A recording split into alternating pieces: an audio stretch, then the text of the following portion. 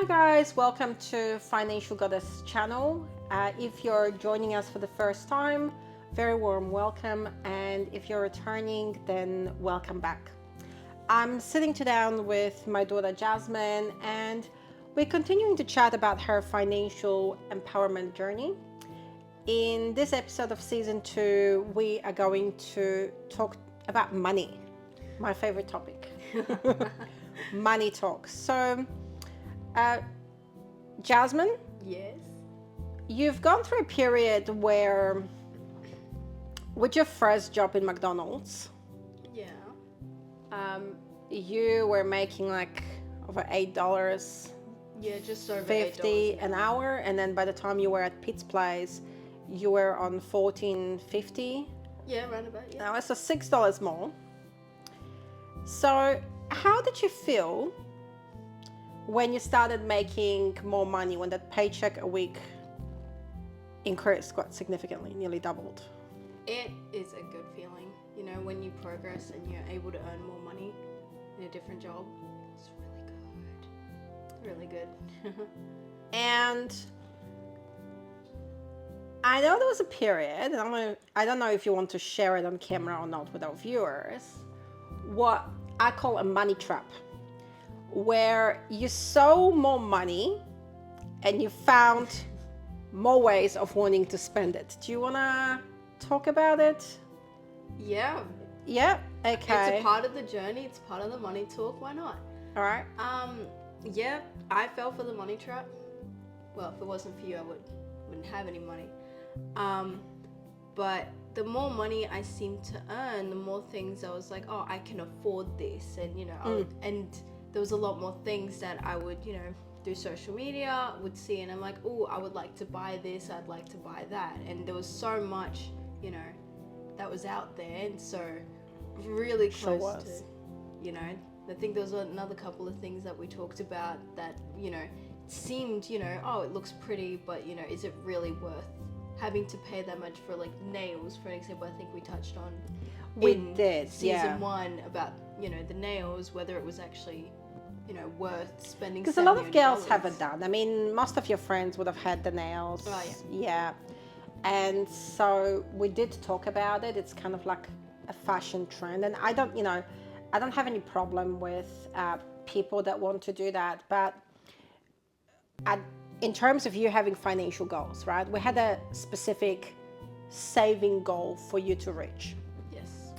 And so then the conversation went around, well, what are the actual priorities? Because in reality, in life, we can have whatever we want, but we can't have it all at the same time, right? That is correct. So yeah, it looks pretty to be able to always go and buy the latest fashion trend clothes and get your nails done and your eyelashes, hair, makeup, all that sort of thing.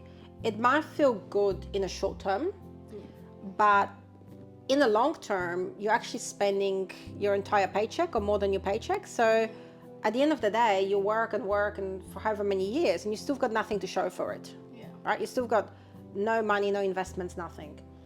So I think the hardest one to push through was the fake nails. Yeah. Yeah.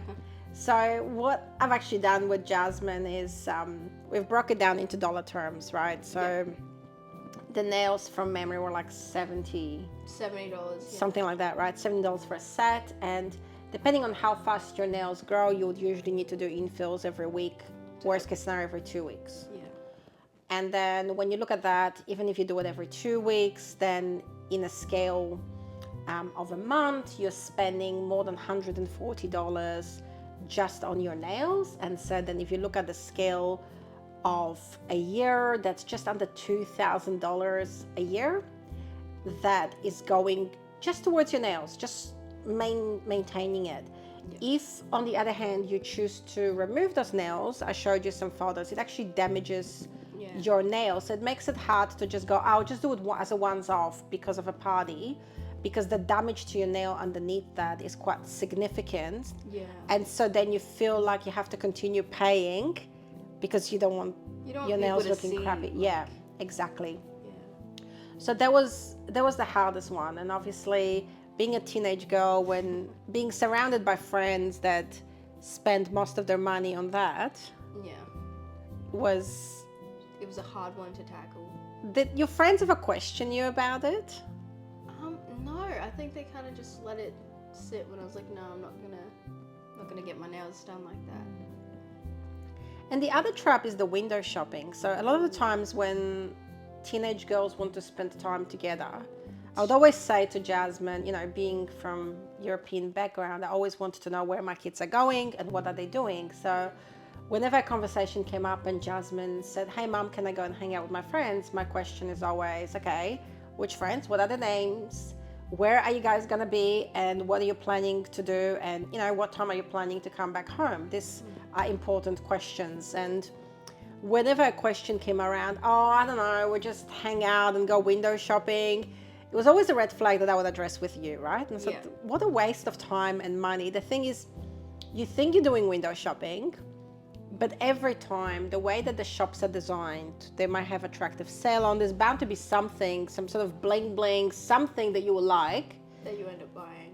And you fall also something that you might have not bought going by yourself, but then you go with friends, and there's that aspect of peer pressure, right? Yeah, it's like, oh, you should buy this. It looks really cool, or it would look really nice on you. And then you're like, yeah, okay, I'll go buy it. And then, you know, it could happen a couple of times during just that one hangout, and you've spent a lot of money without realizing it. That's right, because clothes is expensive. Girls' clothing is expensive, like fashion items, all that is quite expensive. And then you add the cost of, oh, I'm just gonna grab a bubble tea, right? I'm a bit peckish, we might grab some macas or whatever. And it's very quickly that one outing can start to add up. Yeah. Yeah. So I've sat down with Jasmine, and we've had those conversations. Every time one of those opportunities came up, we had those conversations. For me, it was important that Jasmine understands the implications, right? So there's always that goal in mind. And so the key financial goal was to save up that $4,000 to $6,000 for them international.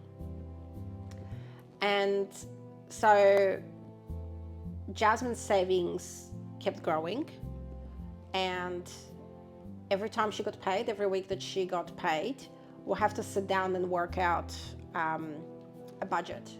Yeah. And so at that point in time, there was a conversation about needs and wants. Do you remember that conversation? I do remember that. We wrote it down as well. Yeah. So me and Mum, we both sat down, and I got out a notebook, and we wrote down all the things that we would need, that are basic essentials. You know, you must, like, it's a cost that you can't avoid. Yeah. And then a list of wants, so things that you don't need but would be a nice addition. So for an example of a need, it would be deodorant, toothpaste, transport to and from work, phone credit, because you need to be able to communicate with one another, and you can't do that without phone credit. And there was a list of wants, for an example, you know, extra clothing to follow the trend, or getting your hair done, getting your nails done. That's a want, exactly. Those not are a need. all wants. And so then we did have that conversation, and I think just keeping in mind what was needs and what was wants, and what my goal was at the time, which was Demi International, and we did do the sit down, really put things into perspective. And I was, you know, that I think that was what really helped, you know, in terms of, And it was about staying. folding. It was about staying disciplined. So Jasmine, when we first started this journey, Jasmine never got her own key card. And I know a lot of you viewers out there might be quite shocked about it, because it's such a common thing that we take for granted.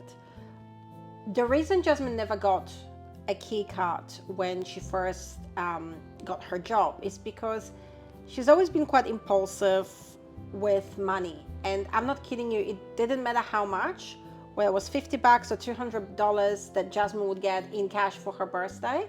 It's like the money was burning her, right? We had a joke running in the family about it. You know, that the money is not going to hurt you if it stays in your wallet. It's not going to miraculously explode or anything like that. It's okay not to spend it all as soon as you get it. And because it was quite a personal challenge for Jasmine to overcome in terms of impulse spending. I have decided that the priority is to help Jasmine adjust the attitude towards money and to teach her to be self-disciplined with it. And at the same time, make sure that the sacrifices that she's making, the weekends that she sacrificed away from her family and friends through working and the hours that she's putting in, that she'll actually have something to show for it when she is an adult. And it was a discussion that we both had together. Even when Demi International was no longer in the picture, then the goal was saving for a deposit for your own place. Yes, and that is still the goal. And that is still the main goal. Yeah. The sum ended up being bigger, so we looked at apartments here in Cairns, so studio or one bedroom, just something to get her foot through the market. Yeah. And at the time of filming this, we're able to pick up an apartment for 100 to 150,000 Australian dollars here in Cairns. Yep. And so we've worked out that she'll need at least 30,000 Australian dollars as a deposit. Yeah. So the goal got bigger, which is fine. It's no longer the $2,000 to $4,000 that Jasmine originally thought she would need to move out of home. Yes. But we had many conversations and we've agreed that the most important thing that you can do for yourself on the financial empowerment journey is to buy your own place and to get your foot through the door. And rarely the ideal place where you want to live or the lifestyle you're accustomed from your family is something that you can afford as your first place when you're starting off. So it's just about getting your foot through the door. Because the lower your mortgage is, the cheaper the place that you can buy, the more percentage you'll have of a deposit saved up, the lower the mortgage repayments will be, which means the quicker you can pay it off. And rather than paying it over 20, 30 years, if you're as disciplined as I'm teaching Jasmine to be, you could pay it off in 5 to 7 years. Then you have your place fully paid off, and it's up to you. You can rent it out to someone, you can sell it and use that money to upgrade to a bigger place, and then you only have, again, small mortgage, because say you then buy a house for 300,000. Yeah. You know, hypothetically, that's not the real prices of the property, but just for illustrative purposes only. And you bought yours for 150,000 and you paid it off. Yeah. Then your next mortgage is only 150,000 because you have 150,000 deposit. Yeah. So again, you're maintaining those mortgage repayments as fairly affordable. And that's very important because if you look at the last 22 months with the interest rates going up every single month, a lot of people put themselves in a situation that they couldn't actually afford their mortgage repayments because it doubled compared to what it was 2 years ago, and their paycheck hasn't. So this is our strategy that we're sharing with you now. And this is something that I've instilled in Jasmine. Yeah. And we talk about it, that the most important thing she can do is to save her money for a deposit for her own place.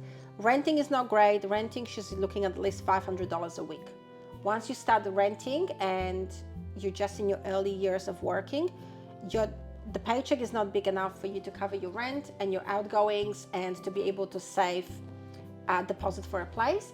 And whatever you save up, because the value of the properties goes up over the years, you're constantly like standing on the treadmill and chasing yourself. You might save 20,000 or 30,000 and you think, okay, I'm there, but then the price of a property went up by another 100,000. So you gotta keep saving. It's an endless cycle. So when you're renting, it makes it very hard. The easiest point in time where you can actually save to buy your own place is while you're living at home, because while you're living at home, you don't have the cost of rent, you don't have the cost of mortgage, most of your expenses, your food and stuff like that are covered.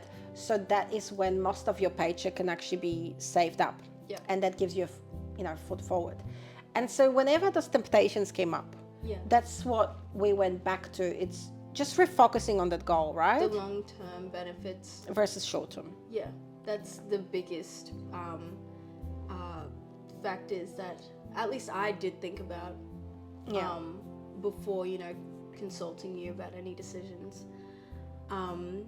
Like the long-term goal is to be able to afford my own place and live independently. And so these short-term benefits that will just make me happy for, let's say, about 5 minutes, whether it's nails or all these wants, all these the not necessary products, you know. That's right. And so, you know, I want to focus on that long-term goal, and, you know, that's my motivation to, you know, not fold into that peer pressure of buying things just for the sake of buying things, or, you know, that bubble tea, or, you know, the quick McDonald's trip because you're feeling a bit peckish, all that, you know, if I do this, I'll be further away from, if I spend money on this that I don't need, I'll be further away from my goal. I can use that money to continue to save. That's right. That's how I see things now.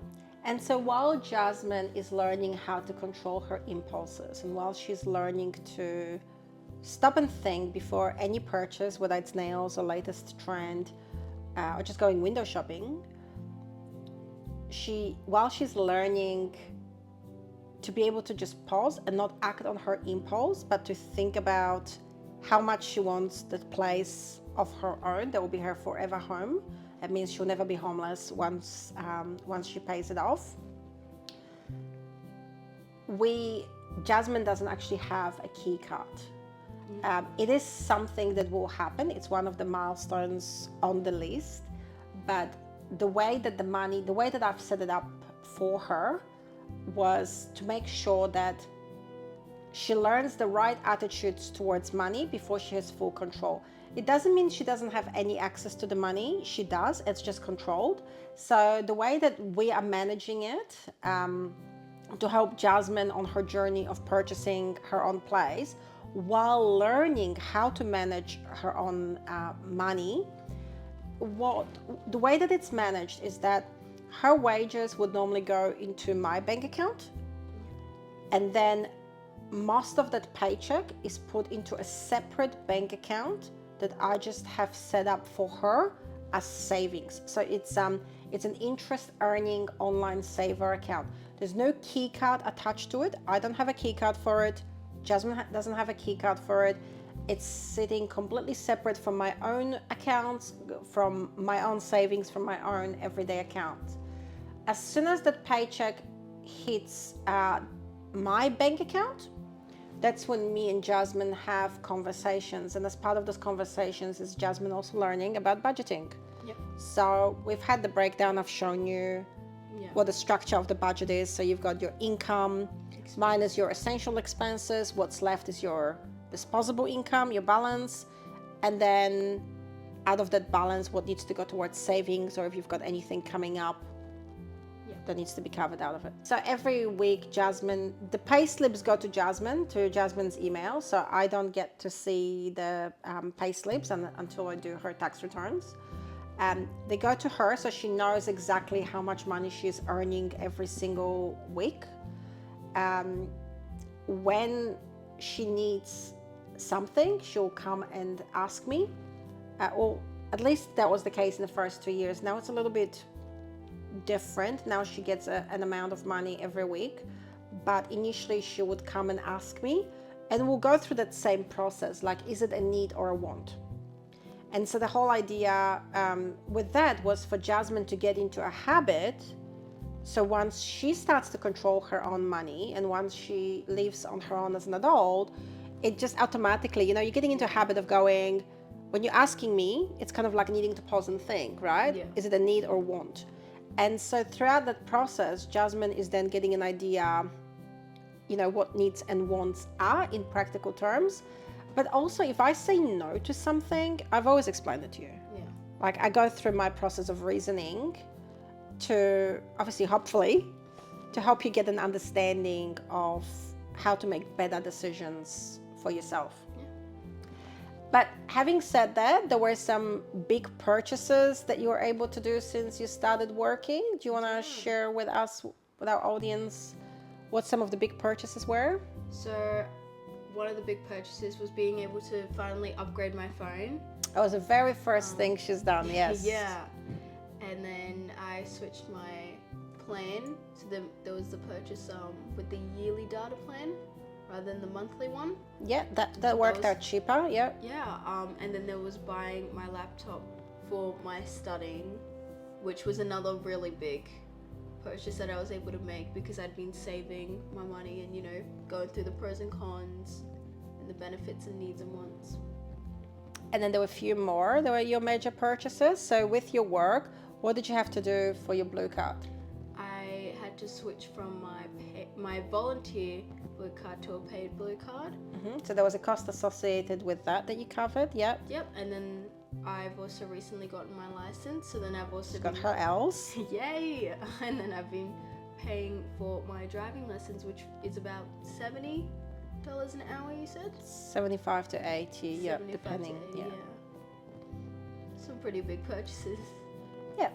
So it hasn't been everything I know. What I've tried to teach Jasmine throughout this journey is any purchase that is helping you on your future. So it's the question I always ask you is, how does this add value to your life? Right? So in the case of a phone, the phone that Jasmine had is an original iPhone 4 that I haven't used in ages. And it was just a spare phone around the home. And I refused to go and buy her a latest phone. And it's a lot as a parent to take on because kids go to high school and there's all these trends and everybody's got the latest phone. But personally, as a finance expert, I couldn't justify spending, nearly $2,000 on a phone for a kid. I'm sorry, that's just not, in my value system. I don't think that's a necessary expenditure. And quite frankly, by the following year, your teenager will come to you and say, well, now this is, not so good because the latest model comes up. And it does. Every September, iPhone has the latest model. And if you don't teach your kids right values, then every year they feel like, well, this phone is no longer good enough because it's an older version, I want a new one. So now I refused to do that. I said, you can have my old iPhone 4 that I'm not using. As long as it's working and as long as you can still get upgrades, that's fine. If you want another phone, then when you get a job, it's a want. Yeah. Right? So as a parent, now that you're at a working age, I will cover your needs, but you go to work, and if there's something that you want, and if it's something that adds value to your life, then of course it's a yes. So in the case of her phone, because she was getting her rosters through it, she was applying for jobs, she was looking at the online job apps, all these things required her to have a phone. Since Jasmine felt embarrassed by the iPhone 4 because all her friends had, generations ahead of the phone, I said, okay, well, it's a want, you save up your money, you go and buy it. And then she went ahead and bought that. So that purchase I approved. I'm like, fair enough, you wanted, you can upgrade your phone. iPhone 4, I think, still had only a year or two of support from Apple available at the time she's made an upgrade. So I knew that within another year she would need a phone upgraded anyway. With the second purchase with the laptop, when Jasmine successfully enrolled in TAFE, when you did certificate 4, Yeah. her study mode is actually online. So that requires her to have a computer and to be on her computer. So at that point in time, I went with her together to the shops and, again, helped her to make that decision in terms of the best value for money. Yeah. So we went to Officeworks, we had a look around at different models. And again, I guided Jasmine through the process of making her second big purchase. Yes. Which was the laptop. And she still has that and she's very happy with her laptop. But like I've explained it to you, it's an investment into your future. Yeah. It's at that point in time, it's not a want. The laptop was a want when you didn't need it. If you're working full-time in a chicken shop or in a takeaway shop, Yeah. if you're working full-time as a makeup artist, a laptop is a want. Yeah. But if you're studying full-time, laptop becomes a need. Or if your job, like with accounting, my job, can't work without my laptop. So then it becomes a need. So sometimes, and that was a great opportunity to have that conversation, sometimes it's not so clear-cut whether something is a want or a need, but it depends on your specific circumstances. Yep. The blue card was another one because as a volunteer, you get a free blue card Yes. through TAFE, but the moment it was a paid experience, you did that. But of course, anything that is work related, as a registered tax agent, I have advised Jasmine that she'll be able to claim it back on tax. But it is important that she pays for it, because one of the ATO rules is that you can't claim a tax deduction on your tax return unless you personally incurred it and unless it's specifically work related. So in the case of your blue card, because you paid for it, not me, and because it's specific requirement to that paid job on which you then paid taxes for, then you were able to pay for it. And throughout the year, like sometimes there were requirements with her jobs that she needed to buy specific shoes for work or specific pants. Unfortunately, in those cases, they weren't tax deductible, but Jasmine still paid for it because she needed that for her work. And so then we talked, okay, it's your need for your job. That's what's generating your income, so you cover your expenses. Transport, so whenever possible, we would give Jasmine a lift to and from work. But my philosophy has always been to teach you to be basically independent. That's been very important to me, to teach my kids to be self-sufficient and independent. And I think as a parent, that's our responsibility. It might feel good to always feel needed, as a parent, but there comes a time that we need to start teaching our kids to be independent. And so the first thing I said to Jasmine, with every job she looked for, make sure you're looking for jobs where you can get to independently via a public transport, because obviously she doesn't have a car and didn't have a license. And I told her not to rely on us for transport, because obviously we are busy. So you need, like, we've got, I've got multiple businesses. I've got the community work that I'm doing with Rotary and helping out with other organizations. I've got a young child at home as well, and another older child. So there's a lot on my plate.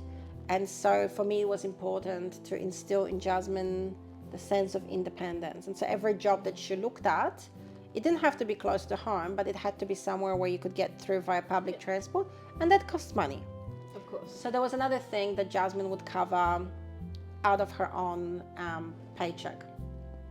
Now that she's about to turn 17, the system has slightly changed with how we manage the money, because rather than Jasmine coming and saying to me, I need this, or I want this, or whatever, now every time that she gets paid, I simply go and withdraw cash.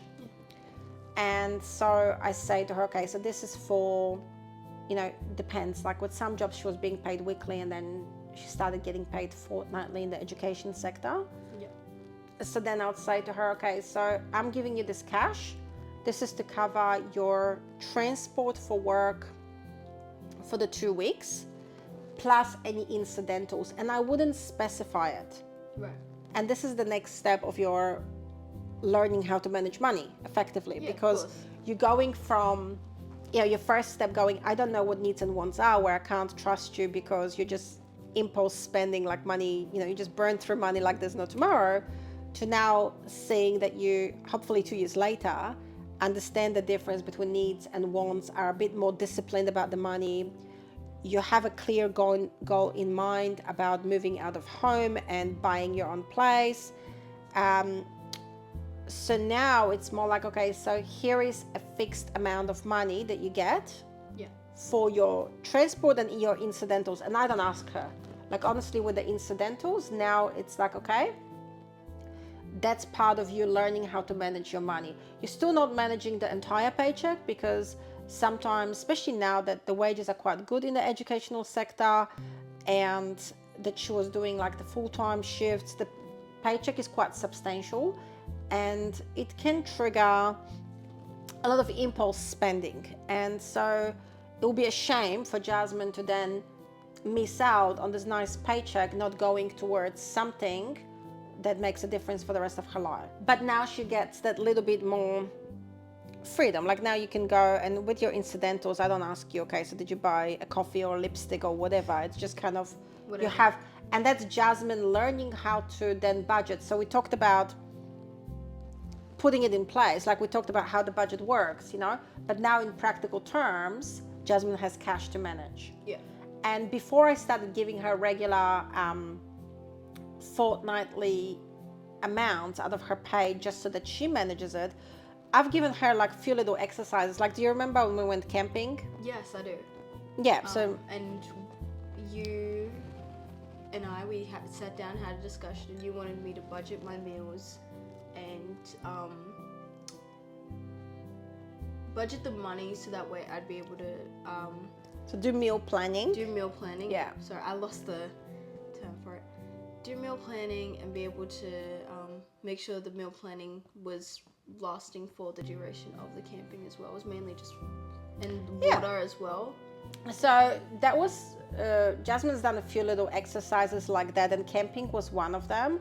So we took a camping trip, and I got Jasmine to sit down and do her menu planning. So just work out, okay, so while we camping, so what are you going to be having for breakfasts, lunches, and dinners? And then she had to work out what she wanted to eat. Then she had to work out her budget and, you know, go to the shops and buy that thing. And all of that, the whole point of that exercise was to help her learn the skills that she'll need when she eventually moves out of home. Because when you plan meals and when you budget things, you can get ahead further financially than if you just impulse. You're hungry, you're tired after work. There's nothing worse than just, you know, impulsively blowing money on some junk food takeaway. Not only is it expensive, but it's actually unhealthy.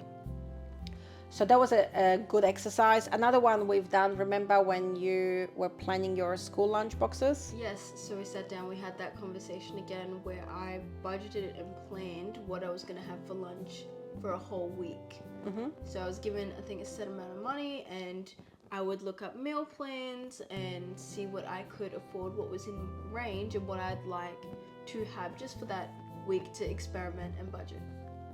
That's right. So Jasmine we've done a few little exercises like that. I can't remember the name of that app. Maybe you do.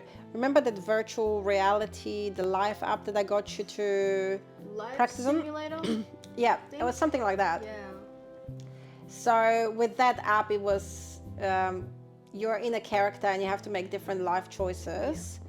And, you know, even choices like, okay, so I have no money, so I still, okay, then the police comes and gets you, versus saving money or different investing options.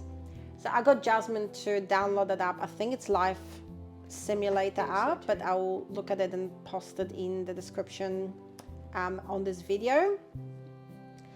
And the whole idea was just to build up those little skills. So even though Jasmine physically didn't have full control of the money, the whole journey of the last 2 years, there was still different exercises and activities I got her to do with the money to help her learn to manage it. Yeah.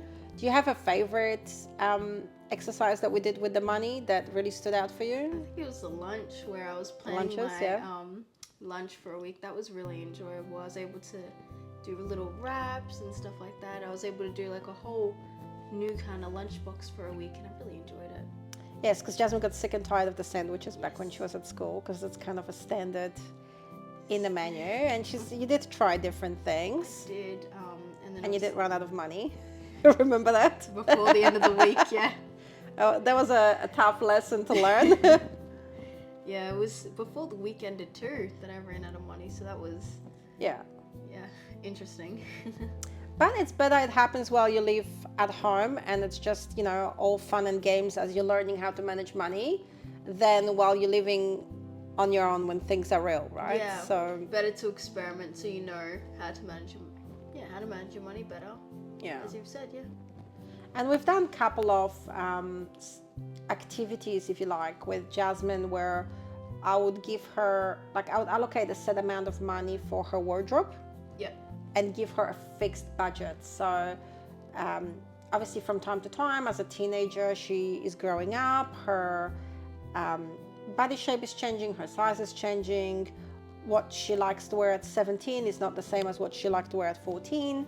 Definitely not. So the way that we have handled that, I use that as an opportunity, a learning opportunity for Jasmine to manage money, which was basically would sit down and I would work out a fixed dollar figure for that.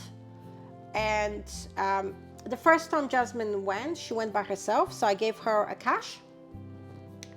And I said to her, that was when I was in the office, Jasmine came with me. She was working with me. She was helping me up in the office.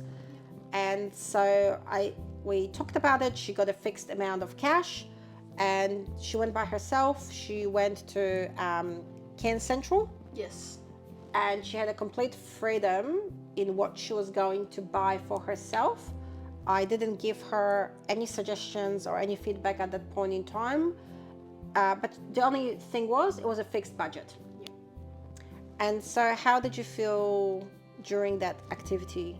Felt quite good to have that kind of freedom where I was able to choose my own clothes and yeah, it was really nice. Was it hard for you to make a decision without me being there present initially? Surprisingly, yes. Yeah. Yeah, it was quite hard because I'm not very decisive as you are. So it's good to have you when I'm going clothes shopping because you can help me decide a lot better than when I did on my own.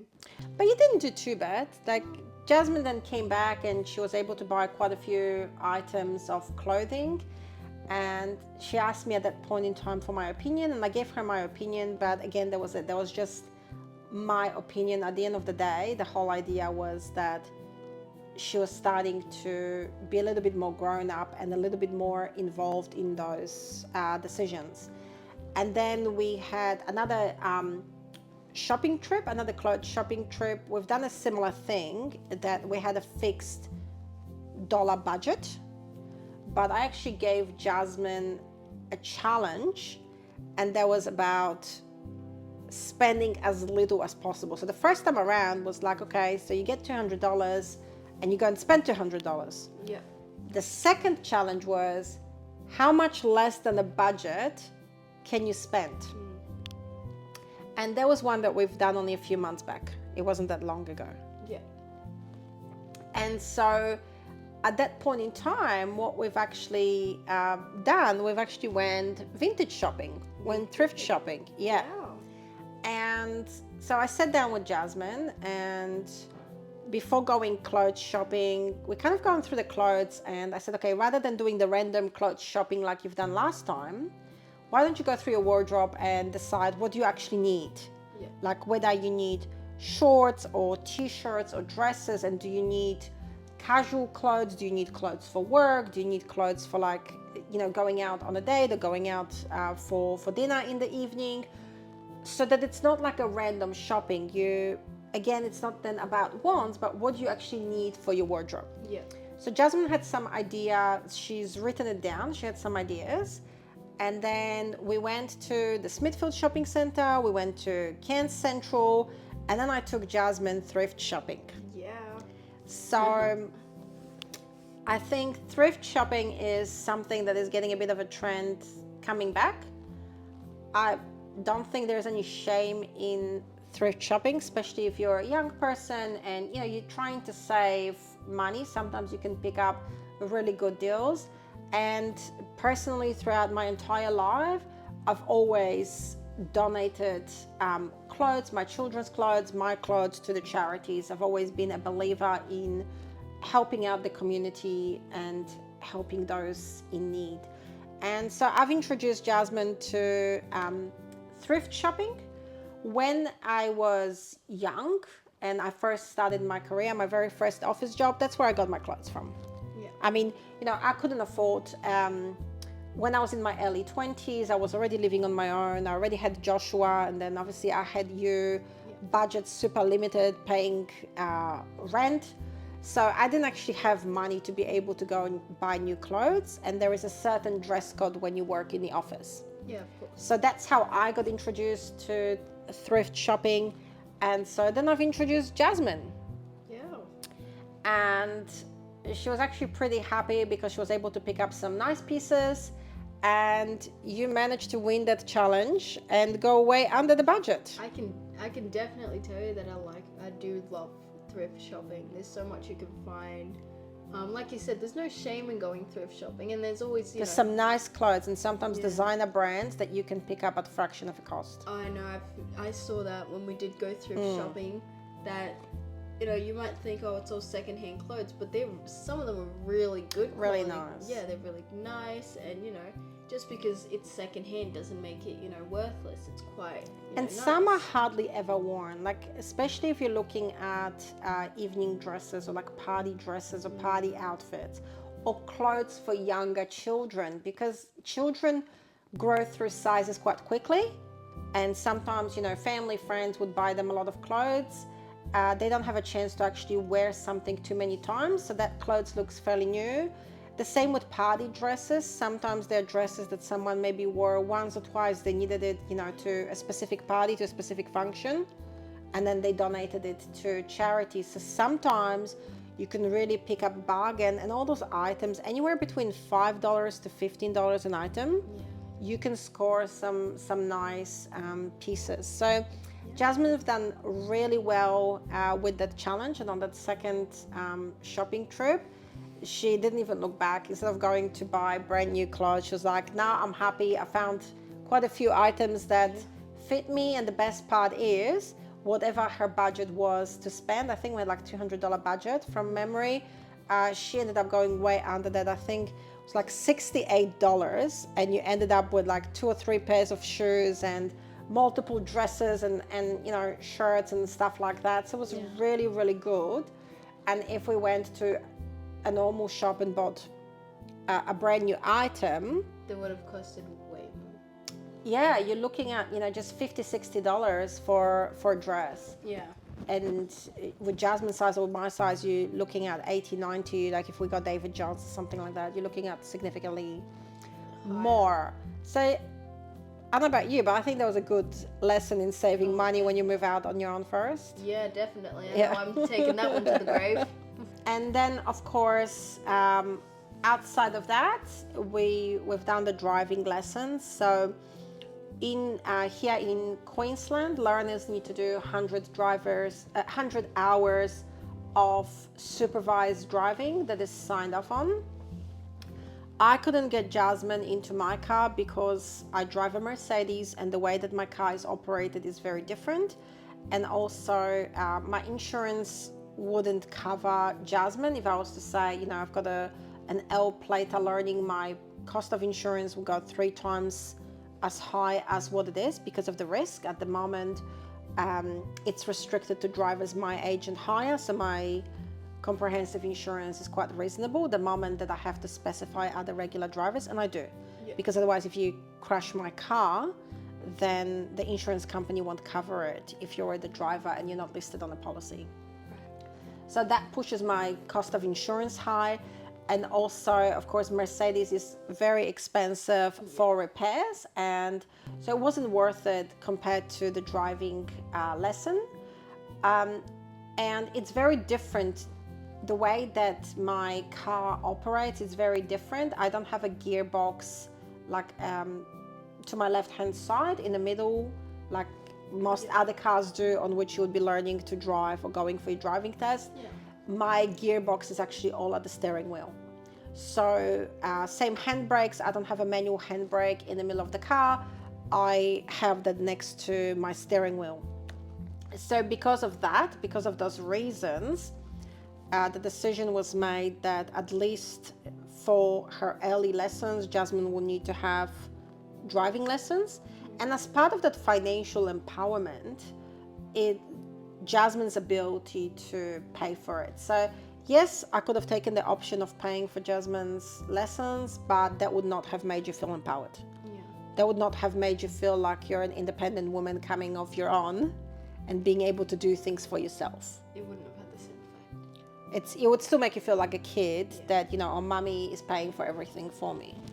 So as part of the journey of, you know, feeling financially empowered, it's being able to take that on. And it's just something you got to learn to do in order to feel independent and have that sense of knowing, you know, knowing and being able to pay for things yourself.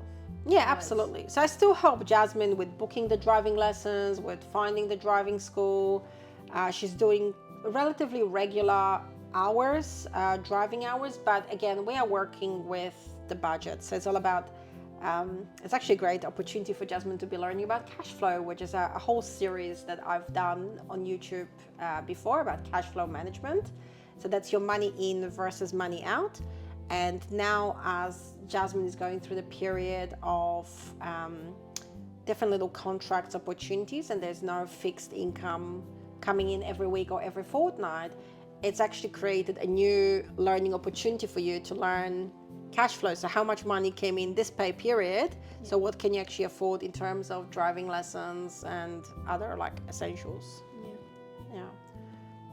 So in terms of the goals, financial goals, of course, that means that with all these big spendings that we're talking about, your bank balance took a hit. Oh, definitely. Major hit. Yeah. Yeah. So last time we've done this money update, June of 2023, Jasmine, you were sitting at $3,500. Yes. Yeah. So Jasmine was sitting at $3,500 in savings. She still had about 4 months of full-time schooling and part-time work to go through. And so then she had those big expenses, so buying the phone, paying for the makeup course, paying for the laptop, paying for the airfares, blue card, other work. Like there were little other expenses related to work with shoes and pens and clothes and stuff like that. And driving license as well, had to pay for that. And driving lessons. So her bank account did take a major hit. It has rebuilt, and she's sitting back up now at nearly $4,500. Wow, that's pretty good. Yeah, $4,500. So it is good. It was a point in time where the bank balance got to nearly zero though, because all the expenses came up at the same time. You know, so when Jasmine was taking that trip, everything was happening at the same time when she was flying to Sydney and paying for the makeup course and paying for the laptop, all of that, and then the requirements with TAFE, all of that came pretty much within less than a month together. So it was a little bit painful to watch bank balance, like your bank balance got to nearly $5,000 at that point in time. And then it started to take a big dive during that month, was like pretty much red alert, it's going empty. But you know, they were all about adding value to your future, and you would not have necessary expenses essentially. Like it was stuff that, you know, you couldn't say, oh, I can't pay for that, because the makeup course originally that was for my future. The laptop is to help me study for my future, so it was, you know, it was necessary costs. That's right. So but she, you know, you've rebuilt all that savings predominantly due to that 8 weeks full-time contract. Obviously there was still money coming in when you were working at Pete's Place at 12 to 16 hours. But when you take away the tax, when you take away the cost of travel and like your basics, your essentials, it's the amount of savings, it's not really going far or fast enough as we would want it to go. But then changing the direction and moving from hospitality to educational sector, where how much were you paid an hour? It's $30. $30.30. Yeah. That's huge. Like I couldn't believe that anyone would pay, you know, a minor that much money an hour. That was like hitting a jackpot. I looked at her contract a few times. I'm like, did they put, you know, the numbers the wrong way around or something like that, or in the wrong order? It's such a good money. Like I think I've said to you that a full-time minimum wage for an adult was $23.90. For any job. So normally as a minor, you get paid a pro rata of the adult rate, so always less than adult. So to get $30, to get over $30 an hour as somebody that is not even fully qualified as a teacher's aide, but barely started learning as a teacher's aide, that was, you know, that was huge. That was a huge blessing, really. It was. I was so happy. The jump, and you know. So there was another double. So if we start from when you were working in McDonald's, your most recent pay, in a period of just over 2 years, your paycheck went up 300% an hour.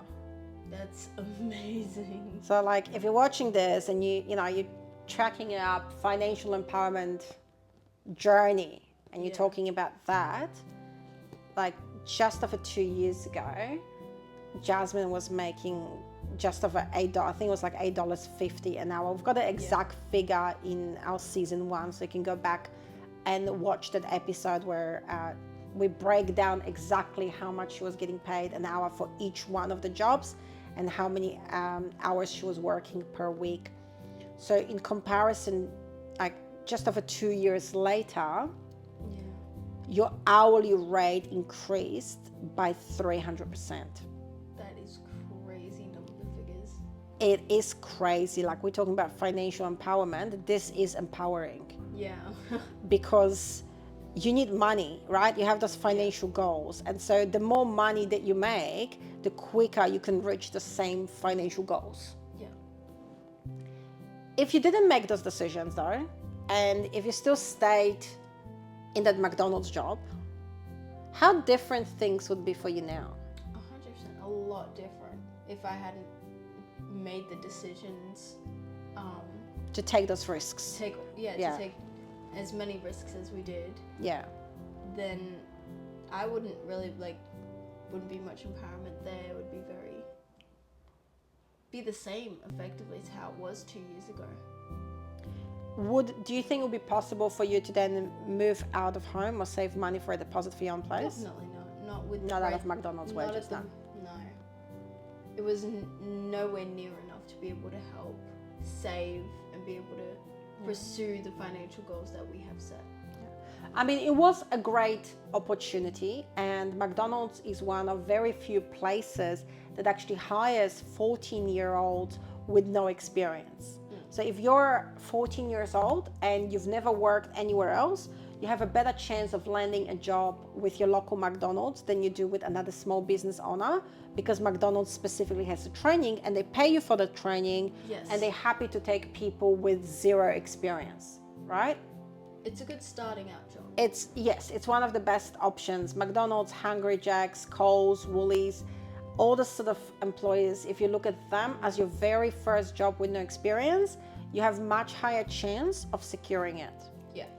But then it's not a long-term employment. It might be okay while you're at school, but it's important to stay focused on your goals. And if you see from Jasmine, if she stayed in McDonald's, she would still be getting 3 to 6 hours a week shifts. Yeah. And she would still be, well, you wouldn't be on $8.50 an hour, because for every year as you're getting older, you get a little bit more, but like 30 cents, 50 cents more an hour, something like that. So definitely that pay would not be what your pay is now. 100% not. And even with your last job, like Pete's Place was the highest wages that you got in hospitality industry. He really paid you well, and he really looked after you well. Yeah. But making the switch from hospitality industry to education, just that one switch doubled your paycheck. Yep. And you're only able to do that because you chose the right TAFE course. So it was just about making that switch, deciding to make that switch, which I couldn't have done without you, of course. Yeah. So, looking back, I think it's important, if you're watching this video and you're a little bit scared about making that decision in your life, don't be scared. If there is no risk, there is no reward. Sometimes you just have to go with the best option at the time. As you can see, it wasn't smooth sailing for Jasmine. Like, it wasn't smooth sailing. No. And I definitely didn't sit there and hand everything over to you on the golden platter, because that's not how I roll. Definitely not. For me, yes, I could have taken the path that most of the other parents in my position would, and just pay for everything for you and not bother, but then that would not be financially empowering for you. And I think it's important that you build up the confidence and the skills so that you feel like you are, the driver in your life. You're taking the driver's seat. You're not the passenger of your life watching things pass you by and just being reactive to life rather than proactive. And the approach that we have taken is to be proactive. When something is not working, you know, every one of those key decisions, when something wasn't working right, you made a switch. Yeah. Like when McDonald's, when you were only getting 3 to 6 hours a week, and sometimes they were halfway throughout the day and sometimes there was no shifts, you know, after 1 year of doing that, You had to make the switch. had to make a decision that it's time to look for another job because this isn't going anywhere. You don't have guaranteed hours. This is not going to help you reach your goal. And then obviously then when we looked at Domino's, you know, you were honest during the interview and you told them that the reason I'm looking at leaving McDonald's is because I need more shifts. Yeah. And they promised you the shifts. Yeah. Yeah. They promised you the shifts, and this is how, you know, you came about to accept the employment with Domino's. Yeah. Because that was the focus. Okay, can I make more money? Can I get more stable shifts? And that's what they promised. That is what they promised. But then the shifts were school nights, and they instead of increasing after the training, so they were starting off with 6 to 9 hours a week. Instead of increasing, they started dropping, and instead of giving you more hours, which you were asking for, they started hiring more people. School nights. Yeah. They would finish like late. 8 or 9 o'clock. 9 o'clock, after 9 o'clock. And then it's not safe for you to commute by yourself when it's dark. And I can't pick you up because Sophia is already in bed, asleep. Yeah. That made things challenging. So then again, we had to talk about making that switch. And then the lesson was, okay, so let's be more specific. Don't just say, I want more hours, but specify your availability. Yeah. And that's when we said, okay, weekends only. Yeah. Because we've realized, like, during school nights, if you need a lift somewhere, I can't do that. I'm at work by the time the shift starts. By the time the shift finishes, I might already put Sophia to bed. Yeah. You know, we have to think about your safety and your ability also to do schoolwork. Yeah. When it's on a school night, you don't have the opportunity to actually do the schoolwork that you need to do. Yeah. So then that was the switch to doing weekends only. And that was great because, again, fixed hours, we knew school nights were free. You could focus on your study. Yeah. Weekends, we knew you're working those hours. Then, obviously, unfortunately, you lost your job. Yep, I got fired. And then Pete's Place was another great one. And you stayed there for quite a while. How long were you in Pete's Place for? Yeah, there we go. Another year. I was a good employment opportunity. It definitely was. Yeah. And then again, we made that switch. Yes. What it is now. Yeah. So it was all about trying to find opportunities for the better when something didn't work out, rather than just giving up and losing hope. You know, we talked about it. And this is for the viewers as well to keep in mind. Not if something doesn't go well, not to just give up. That you need to be proactive in life, not reactive, and make the most out of the opportunity. Find something better. If you have to be more specific, because it's not, It has to work for both, Yeah. right? There's no point of you going when you apply for jobs and just go, yeah, I'm available every time, all the time, anything, when that is not exactly the reality, and you need to consider the impact on your life. So if you're still studying, you need to be upfront and honest about it. Any other commitments that you do have, like you might be a young person, but maybe you have kids of your own as well. Well, if you have other commitments or if you have other jobs, then just be clear. Don't be afraid to say to your potential employer during job interviews what your availability is, because what's very important is that it's a match that works for both of you. Yeah. And it does not necessarily mean that you will not get a job because you've limited your availability. You might just be the person that they're looking for. Maybe that's exactly what they're looking for. And if it's not the right opportunity, then another opportunity will come up. Just never give up. You don't fail until you stop trying. As long as you keep trying, you haven't failed. So it's always about pick yourself up and try again and try something different, Yeah. Like the saying goes, the definition of insanity is doing the same thing again and again and again and expecting different results. Yes. If you're doing something and it's not working for you, it's not too late. Change the direction. If you don't see the results, be clear about what your goals are, financial and life goals. You don't see that you're progressing towards those goals. You don't see how your current choices and how your current lifestyle is supporting you on your journey to reaching your personal or financial goals, stop, think, and change the direction. Yeah. All right. Well, thanks for sharing your financial update, Jasmine, with our viewers. In our next episodes in the series, we are going to follow Jasmine on her journey throughout her employment as a school teacher. And of course, we'll continue to update you on any changes, but with her personal career journey as well as her financial empowerment journey. So stay tuned. Thanks for watching. Bye.